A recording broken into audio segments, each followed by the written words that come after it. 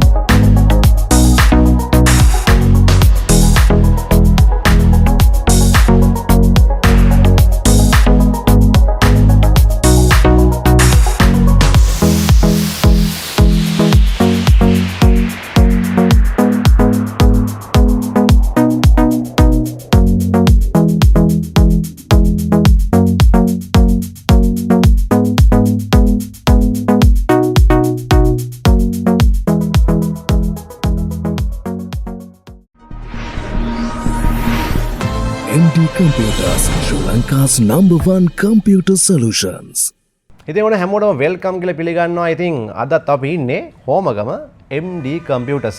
ඉතින් අද අපි හදන්නේ ඔන්න අපේ SLPC එකේ channel එකේ special fan කෙනෙක්ගේ gaming PC එකක්.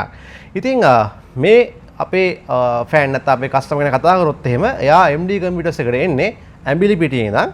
ඉතින් මේ build එක එයා තනිකරම හදන්නේ ගේමින් වලට ඒ වගේම ස්ට්‍රීමින් වලට වගේ සෙට් වෙන්න. ඉතින් මේ බිල්ඩ් එක තනිකරම බ්‍රෑන්ඩ් නිව් බිල්ඩ් එකක් ඒ වගේම ෆුල් BC බිල්ඩ් එකක්. ඉතින් හෝමගම නගරයේ තියෙන ඒ වගේම ශ්‍රී ලංකාවේ ඔයාලට තාම අඩු මිලට ඒ වගේම ඩිස්කවුන්ට් එක්ක PC එකක් හදාගන්න තියෙන හොඳම තැන තමයි MD Computers. ඉතින් අපේ channel එක බලලා WhatsApp එකෙන් මට කියලා quotation එකක් හදාගෙන තමයි මේ බිල්ඩ් එක එයා ක්‍රියේට් කරගත්තේ තන් ඩිසයින් කරගත්තේ. ඉතින් මේක තරින් මල්ලිගේ පළවෙනි PC build එක. ඉතින් කෙනෙක්ගේ මුල්ම PC build එක කියන්නේ හරි වැදගත් දෙයක්. ඉතින් ඒ වගේ ඩ්‍රීම් එකක් හරියට ක්‍රියේට් කරලා දෙන එක තමයි අපේ වගකීම සහ අපේ channel එකේ හැමදාමත් වගකීම. ඉතින් මේ build එකට සාමාන්‍යයෙන් 4,50,000ක වගේ බජට් එකක් එයාට වැය වෙලා තිනවා. ඉතින් ඒ වැය කරපු බජට් එකට හොඳම දේ දෙන්න තමයි හැම වෙලේම MD Computers සහ අපේ crew එක හැම වෙලේම වග බලාගන්නේ. මේ build එක අපි Ryzen වලින් නැත්නම් AMD වලින් තමයි create කරන්න මූලිකවම අපි idea කරගත්තේ. මොකද Intel එකක් සාමාන්‍යයෙන් මේ budget එකට හැදුවොත් එහෙම මීට වඩා ටිකක් cost එක අපිට වැඩියෙන් යනවා. එතකොට අපිට graphic card වගේ items ටිකක් limit කරන්න වෙනවා. එහෙම නැත්නම් තව downgrade කරන්න වෙනවා. ඉතින් ඒ නිසා මේ දවස්වල ශ්‍රී ලංකාවේ විතරක් නෙමෙයි මුළු ලෝකෙම 200ක් විතර මාකට් වෙලා තියෙන්නේ AMD. ඉතින් ඔයාලා දන්නවා Intel සමාගමේ 13 gen 14 gen unlock processors වල ඇතිවෙච්ච යම්කිසි ප්‍රශ්න කිහිපයක් හේතුවෙන් අපි ඔක අපේ ටෙක් ලයිව් එකේ කතා කරා. හේතුවෙන් එයාලගේ shares පවා ගොඩක් down වෙලා තියෙන්නේ. ඒ වගේම එයාලගේ products අලවිය පවා ගොඩක් downgrade වෙලා නැත්නම් down වෙලා තියෙන්නේ.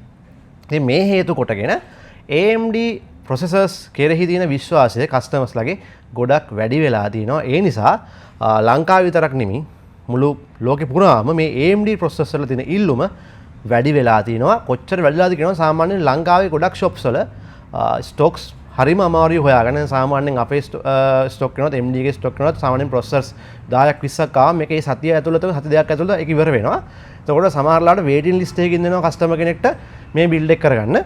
ඉතින් මේ මල්ලිගේ මේ processor මේ Ryzen 7 5800 මේ processor එක පවා සාමාන්‍යයෙන් සති එකමාරක් වගේ කාලයක් බලන් ඉන්න උනා ස්ටොක් එකට එනකල්. ඊළඟට තව කෙනෙක්ට ඕන නම් ඔප්ෂන් එකක් තියෙනවා මේ AMD ලගේ 7000 series එකට යන්න.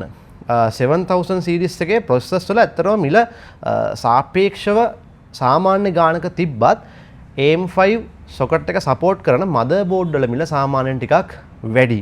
ඒ නිසා අන්න එතන පොඩි කොන් එකක් තියෙන හින්දා අපිට වෙනවා 5000 series එකත් එක්ක යන්න. මොකද මේ build එක ලක්ෂ 5ට අඩුවෙන් 4,50,000ක් අතර ගානකට අපිට සීමා කරන්න වෙනවා. ඒ බජට් එක ඇතුළට සියලුම ඔප්ෂන්ස් ඉන්ක්ලූඩ් කරන්නත් වෙනවා. ඉතින් ඔන්න ඔය හේතුව හින්දා මේ බිල්ඩ් එක හරිම පරිස්සමට තමයි මම තරින් මල්ලිට පර්සනලි ක්‍රියේට් කරලා දුන්නේ. ඉතින් අපි බලමු බිල්ඩ් එකට ගිහිල්ලා ඔයාලටම හිතෙයි මේ බජට් එකට ගොඩාක් දේවල් මේ බිල්ඩ් එකේ ඉන්ක්ලූඩ් වෙන වගේ. ඉතින් මම ප්‍රොසෙසර් එකට නැගත ආවොත් එහෙම ප්‍රොසෙසර් එකේ ඩීටේල්ස් ගැන කතා කරන්න. මේක Ryzen 7 5800X ප්‍රොසෙසර් එක. ඉතින් සාමාන්‍යයෙන් මේක කෝස් 8ක්, ඒ වගේම thread 16ක් ඉන්ක්ලූඩ් වෙන ප්‍රොසෙසර් එකක්.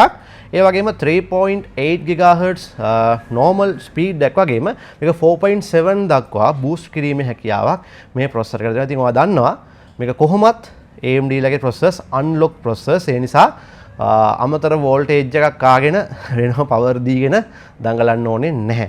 ඒ නිසා ඔක්සයිඩ් වෙනවා අරවා මේවා ඕවා ප්‍රශ්න නැහැ. ඉතින් පර්සනලි මමත් යූස් කරන්නේ මේ දවස්වල ඉතින් ඔයගොල්ලෝ දන්නේ නැති Ryzen හින්දා ඕන කෙනෙක්ට විශ්වාසයෙන් ඒක දෙන්න පුළුවන්. මම කියන්නේ Intel නරක නැහැ කියන එක නෙමෙයි.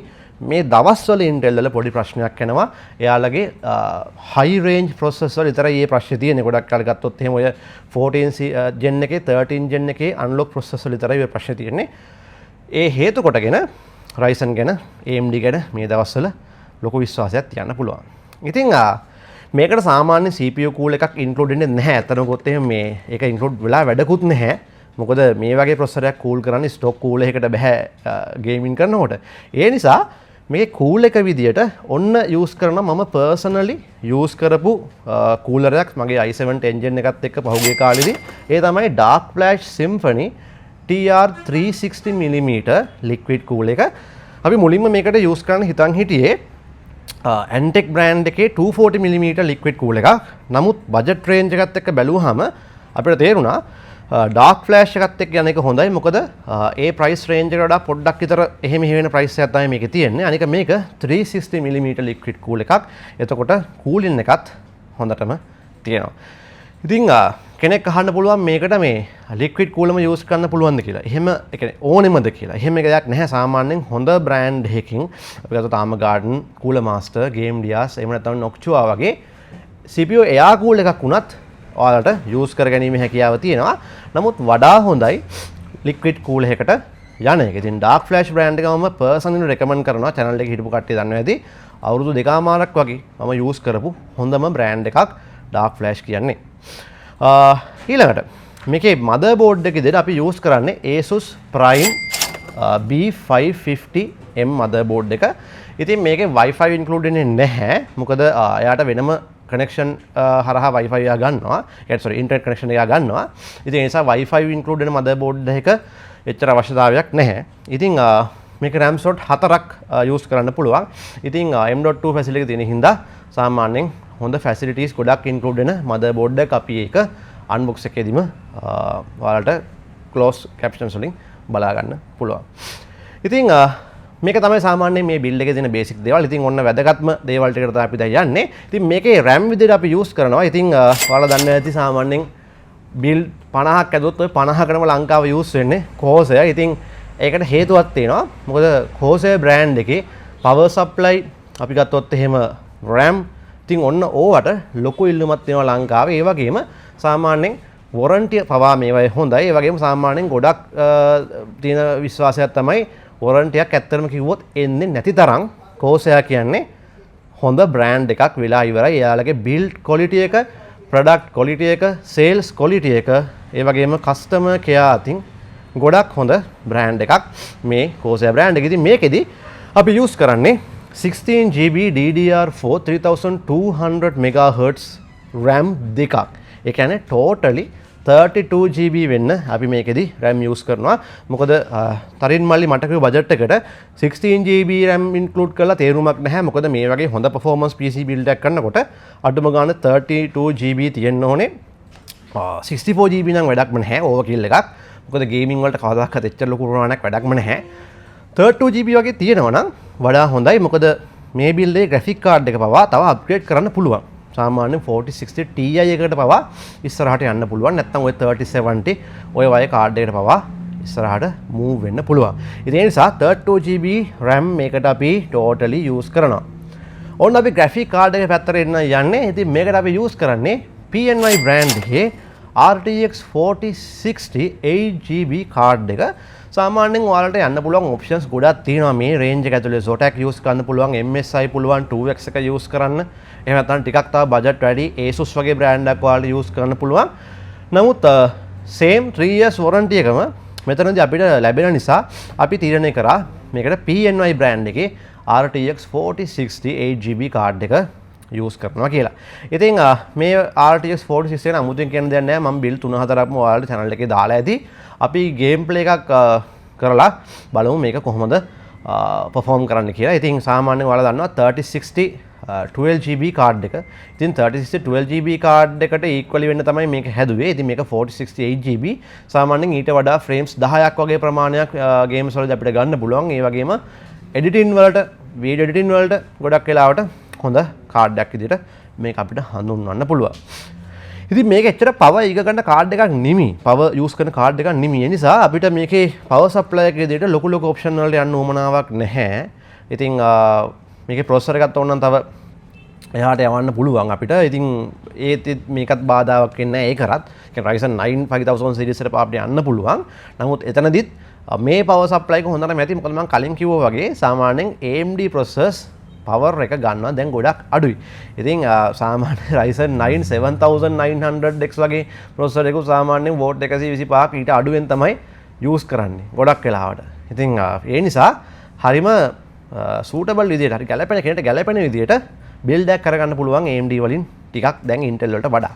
ඒ නිසා මේකට use කරන්නේ Antec B650 80+ bronze efficiency එකක් include වෙන power supply එකක්. ඉතින් ඔයාලා දන්නවා ලංකාවේ ඇතුළේ තියෙන electricity bill එක දැන් නම් පොඩ්ඩ අඩු වෙනවා. වුණාට රුපියල් 5000ට තිබිච්ච ඒවා 25000ට ගිහිල්ලා ඒක 20000ට අඩු වුණා කියන්නේ ඒක අඩුවීමක් නෙමෙයි. සමහර අය සතුටු වෙන එක අඩු වුණා කියලා. නමුත් මේ ඒක අඩුවීමක් නෙමෙයි. මොකද දැන් ඔය ගෙවල් වලින් අපි ගත්තොත් එහෙනම් personally රුපියල් 2000-3000 electricity bill එකට රුපියල් 20000ක් විතර ගෙවන තත්ත්වයට පත් වෙලා දිනවා. එතකොට ඒකට ප්‍රධාන හේතු විදිහට අල්ලගන්නේ ගෙදර කම්පියුටර් එක සාමාන්‍යයෙන්. එහෙම දේවල් තියෙනවා. මට personallyත් එහෙම ආරංචිලා දිනවා සාමාන්‍යයෙන් මේ කරන්ට් බිල වැඩි යනවා කියලා ඔය අම්මලා තාත්තලා එහෙම සමහර මේ PC වල power cable ගලවලා තිනවා කියලා මේ ඉතින් ඒ නිසා සාමාන්‍යයෙන් power supply එක පොඩ්ඩක් power efficiency එකක් තියෙන supply එකක් දාගන්න ඔයාලට ඔය rating වලින් කියන්නේ efficiency එක. අපි ගත්තොත් 80+ white තියෙනවා, bronze තියෙනවා, silver තියෙනවා, gold තියෙනවා. එතනින් එහාට ගියාම තව titanium ඔය වගේ ගොඩක් efficiency rates තියෙනවා. ඉතින් මම ඔය කිව්ව උඩම rates ගන්න එක ලේසි නෑ. සාමාන්‍යයෙන් ඒවා 1000 watt 1200 1600 ඔය වගේ ලොකු supply වලට එන්නේ. ඉතින් මේ 650 range එකේ ගොඩක් යාලා ගන්න පුළුවන් මේ bronze තමයි. ඉතින් bronze එකක් හරි use කරන්න මතක තියාගන්න. අර use power supply වල වෙලා තියෙන කියන තරම් efficiency එකක් නැහැ. ඒතර power එක waste වෙනවා වැඩි. ඉතින් අන්න ඒ දෙත් හොඳට මතක තියාගන්න. මොකද ගොඩක් අය මේ PC එකේ හිතන්නේ PC එකක් build කරද්දි හිතන්නේ processor එකයි VGA ගැන විතරයි. අනිත් ඒවාට එන ගැහුවත් කමක් නැහැ. ඔහේ දානවා. ඉතින් ඒක කරන්න එපා කවදාකවත් ඒ ගැන හිතන්න. ඊට පස්සේ අපි යමු මේකේ storage options වලට. ඉතින් මම මෙතනදී තෝරගත්ත සාමාන්‍යයෙන් favorite brand එකක් මේක Lexa NM620 512GB NVMe එකක් තමයි මෙතනදී අපි use කරන්නේ. ඒ වගේම hard එක විදියට අපි SATA hard එක විදියට මෙතනදී use කරනවා Seagate brand එකේ Skyhawk 2TB hard disk එකක්. ඉතින් මෙතනදී තමන්ගේ main disk එක විදියට NVMe එකත් ඊළඟට තව අනිත් ප්‍රධාන නැති ඊළඟ disk system disk එක නොවන disk එක විදියට SATA hard එකක් වුණත් මෙතනදී අපි use කරන්න තමයි මේ build එක හදලා තියෙන්නේ. ඉතින් මේවා තමයි සාමාන්‍යයෙන් මේ build එකේ මූලිකම දේවල්. ඉතින් ඊට පස්සේ මම ඔයාලට කිව්වනේ මේක full build එකක් කියලා. ඉතින් හැමදාම අපි ඔතනින් නවත්තනවානේ. ඉතින් අද පොඩ්ඩක් ඊට වඩා වැඩියෙන් කතා කරන්න දේවල් තියෙනවා. මේ casing එක විදියට මම තෝරගත්ත පොඩ්ඩක් මම කියන්නේ මමත් use කරන Antec casing එක. ඉතින් Antec casing වල airflow එක ඇත්තටම ගොඩක් හොඳයි. ඉතින් සාමාන්‍යයෙන් ගොඩක් casing වල front panel එක mesh එකක් include වෙනවා. ඒ වගේම මේකේ RGB වලට වියදම් කරන්න ඕනේ නැහැ. 120mm fans 3ක් front එකේ include වෙනවා. තව ඔයාලට ඕන නම් මේ back එකේ තියෙන option එකක් මේක දීලා තියෙන්නේ. මේ Antec P20 casing එක තමයි මම මේකට personally තේරුවේ. ඉතින් Antec brand එක ගැන බය වෙන දෙයක් නැහැ. මොකද හොඳ airflow එකක් තියෙන හොඳ casing එකක් බය නැතුව ගන්න පුළුවන්. සාමාන්‍යයෙන් උෂ්ණ දැන් රස්නේ ඔය අධික කාලෙක වුණත් කිසිම අවුලක් නැතුව heat එක manage කරන casing එකක් විදිහට මේක personally මට කියන්න පුළුවන්. කියන්නේ certified කරන්න පුළුවන්. ඊළඟට මේකේ මොන්ට් එක විදිහට අපි සාමාන්‍ය ටිකක් ලොකු ඔප්ෂන් එකකට ගියේ නැහැ. නමුත් ටිකක් බජට් එකට සෙට් වෙන ඔප්ෂන් වැඩි මොන්ටර් එකක් තමයි මම මෙතනත් තේරුවේ. මේක MSI Pro series එකේ Pro MP 25 inch 100 Hz monitor එකක්. සාමාන්‍යයෙන් 25 inch වල 100 Hz මොන්ටර් එකක් මේ ටිකක් හොයාගන්න අමාරුයි. මොකද 100 Hz තියෙන්න ඕනේ. මොකද මේ වගේ ග්‍රැෆික් කාඩ් එකක් යූස් කරනකොට මොකද බොටල් නෙක් වෙන සම්භාවිතාව වැඩි. ඔයා යූස් කරන අවුට්පුට් එක. එහෙම නැත්නම් ඩිස්ප්ලේ අවුට්පුට් මොනිටර් එක ටිකක් හර්ට්ස් අඩු ටිකක් දුර්වල රේන්ජ් එකක් වුණොත් එහෙම එතනදී බොටල් නෙක් එකක් ඇති වෙන්න පුළුවන්. සාමාන්‍යයෙන් බොටල් නෙක් කියලා කියන්නේ මොකක්ද කියලා ගොඩක් අය අහනවා. සරලව කිව්වොත් එහෙම performance අතර hardware අතර සිදුවන නොගැලපීමක්. ඉතින් ඒ ගොඩක් අය හිතන්නේ මේ processor එකයි graphic card එක අතර විතරයි ඕක තියෙන්නේ කියලා. එහෙම නැහැ. සාමාන්‍යයෙන් use කරන RAM එක පව ඔකට බලපානවා. සාමාන්‍ය Ryzen 9 එකක් හදලා මේ 3200 RAM දැම්මොත් එහෙම එතනත් bottleneck එකක් තියෙනවා. ඊට එහා ස්පීඩ් එකක් යූස් කරන්න වෙනවා. තමන් යූස් කරන මොනිටරෙන් පවා bottleneck වෙන්න පුළුවන්. සාමාන්‍ය හිතන්නකෝ ඔය වගේ බිල්ඩ් එකක් ගහලා 4070 Ti එකක් දාලා ඔයා 24 inch 75 Hz වගේ මොනිටර් එකක් යූස් කරා කියලා. ඒතකොට ඒක තමයි මේන් bottleneck එක. ඉතින් ඔක ලොකු දෙයක්, ලොකු කතන්දරයක් ඕක. මම මේ සරලව පැහැදිලි කරේ. ඉතින් සාමාන්‍යයෙන් bottleneck range එක 100%කට වඩා අඩු නම් ඇත්තට මේක ගණන් නොගත යුතු අගයක්. සාමාන්‍යයෙන් මේ 100%ක් 100%ක් කියන්නේ bottleneck නැතිව 100%ක් රේන්ජ් එක තියන් PC එකක් බිල් කරන එක ගොඩක් අමාරුයි. ඉතින් සමහර වෙලාවට 100ට එකක් දෙකක් ආවම සමහර අය මැරෙන්න හදනවා බය වෙලා මේක bottleneck නෙල. එහෙම එකක් නැහැ. සාමාන්‍යයෙන් theory එක තමයි world wide theory එක තමයි 105කට වඩා bottleneck range එක තියෙනවා නම් අඩුවෙන් තියෙනවා නම් ඒක පිළිගත යුතු දෙයක් නෙමෙයි කියන එක. මොකද මේ software එකකින් බෑ ෆිසිකල් දෙයක් ඩිසයිඩ් කරන්න. මොකද මේ ඉලෙක්ට්‍රික් අයිටම්ස් මේවා අපි නොදන්න දේවල් සමහරවිට ඇතුළේදී වෙනවා. එතකොට ඒවා එළියේ ඉඳගෙන software එකෙන් ඩිසයිඩ් කරන්න තියෙන සම්භාවිතාව බොහොම අඩුයි. ඒ හින්දා ඔය software වලින් දෙන අගයත් 100%ක් විශ්වාස කරන්න එපා. සමහරලාට සමහර බක පණ්ඩිතයෝ ඇවිල්ලා ඕවා ගැන ලොකු තියරිස් දෙනවා. ඉතින් ඕවා කතා කරලා තේරුම් නැති හින්දා නිහඬව ඉන්නවා. ඉතින් පැත්තක් බලාගෙන අපිත්. රයිට්. ඉතින් ඒ නිසා ඒත් පොඩ්ඩක් බිල්ඩ් එකක් කරද්දී මතක තියාගන්න. රයිට්. ඊට පස්සේ මේකේ කීබෝඩ් මවුස් විදියට අපි යූස් කරන්නේ මෙතනදී නම් Arma Garden Raven V කියන මවුස් එක තමයි ගේමින් මවුස් එක අපි යූස් කරන්නේ. මේක DPI rate එක 4800 තියෙනවා. එතකොට ඒක හොඳටම ප්‍රමාණවත්.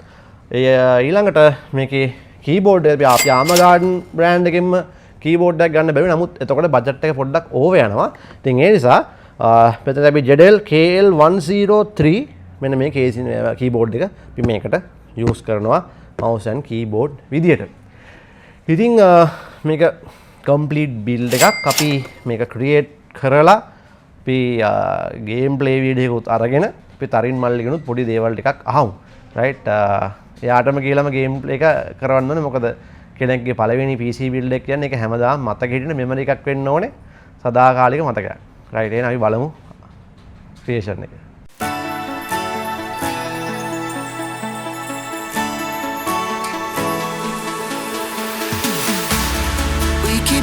Faster and faster. I don't know where we're after, yeah. We keep up with disaster, disaster. I'm thinking that they're after me. We're running like faster and faster. We're running like faster and faster.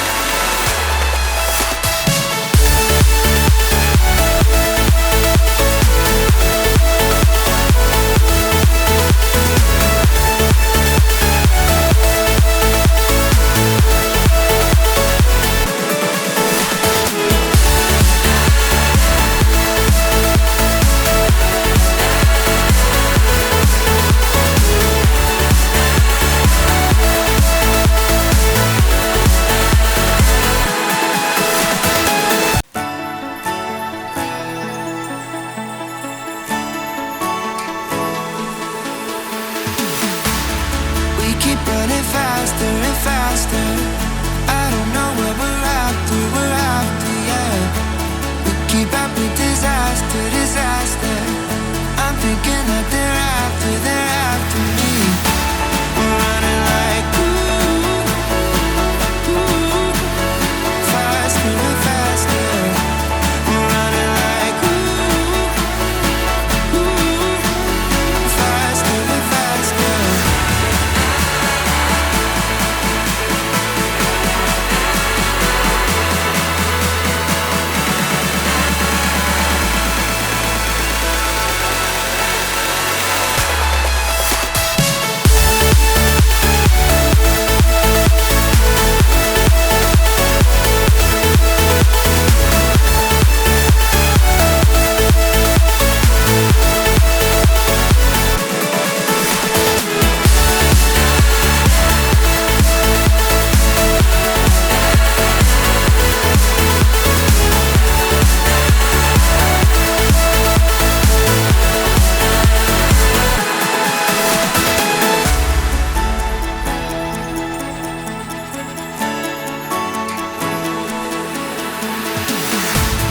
We keep running faster and faster.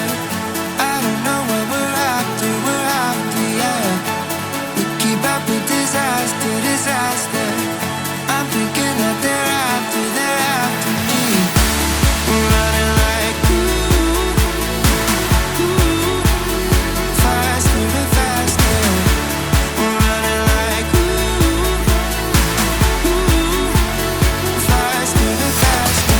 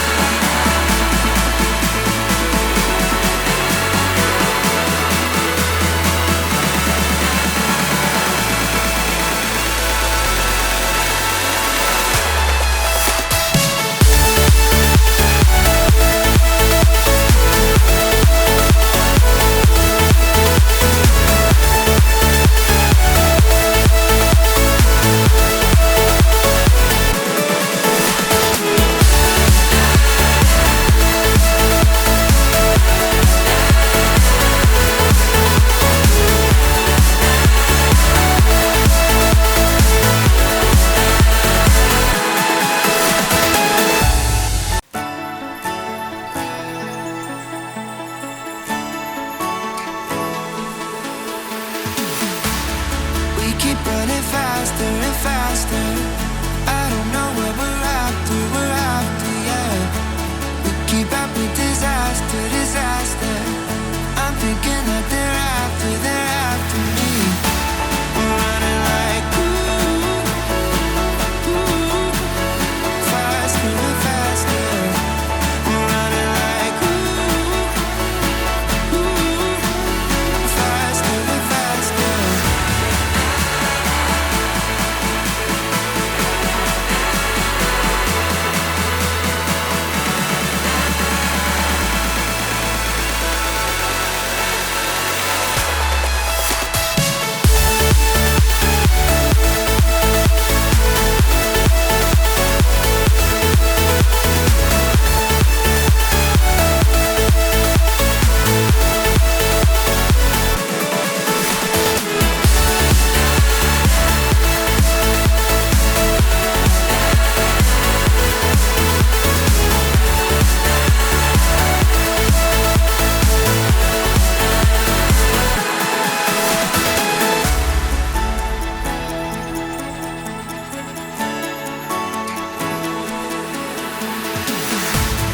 We keep running faster and faster.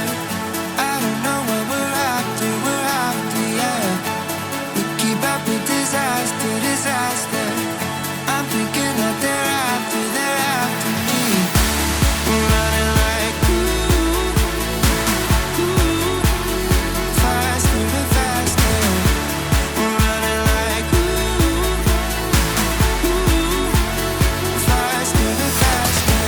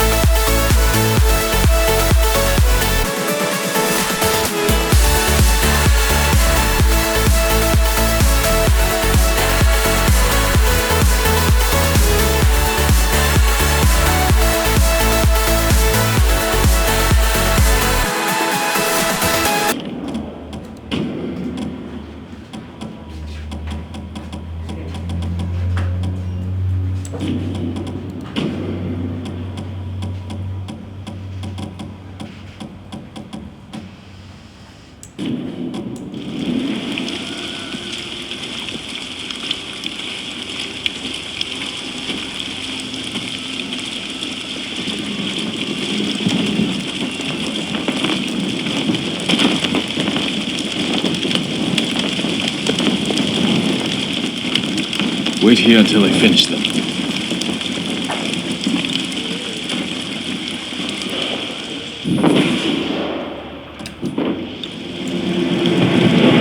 I've come for Lord Shimura.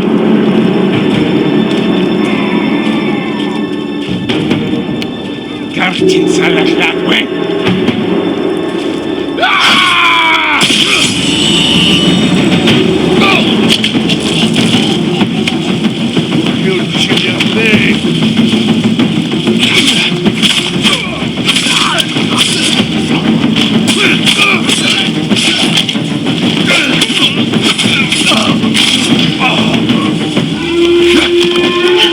You did it! Don't sound surprised. What's all that noise? Not sure. The Mongols fired them off at the beach.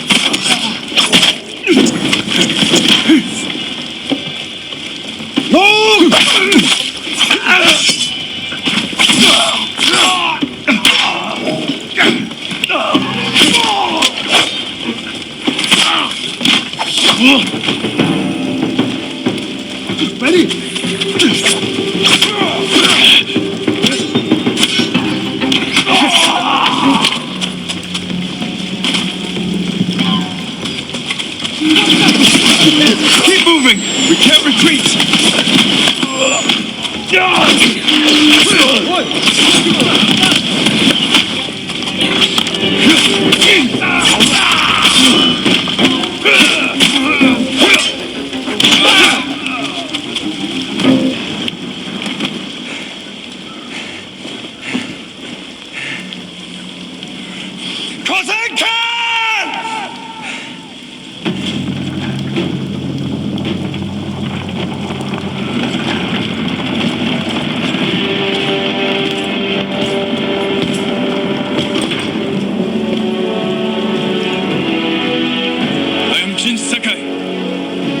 Nephew of Lord Shimura.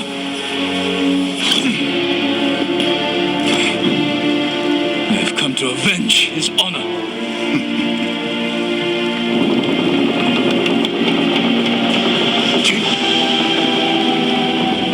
Your uncle has told me much about you, Jin Sakai. I will show him his nephew, broken and humiliated, begging to join the Mongol Empire.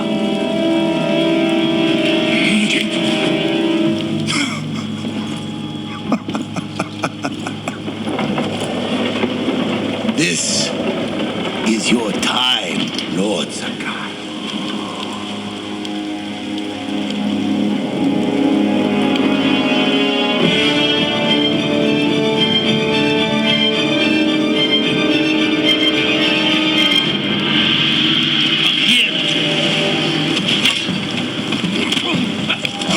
Your uncle is watching.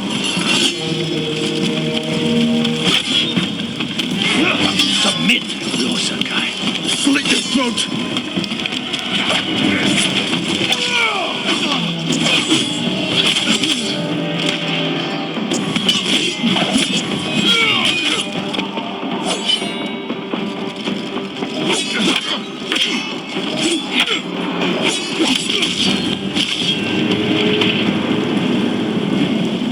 Enough.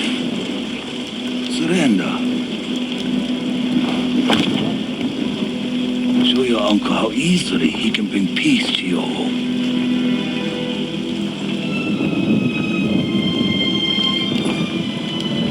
Save yourself.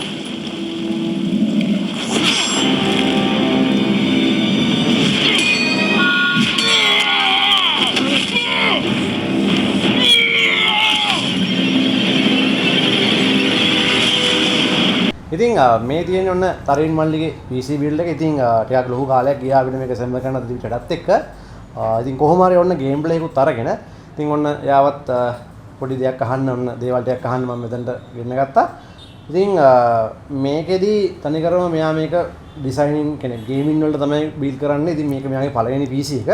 ඉතින් ඇම්බිලි පිටිය කියන්නේ හෝමගම ගත්තාම ඇම්බිලි පිටිය වගේ ටිකක් දුර පැත්තකින් නම් ඔන්න අපේ MD එකටම එයාගේ PC එක බිල්ඩ් කරගන්න ආවා.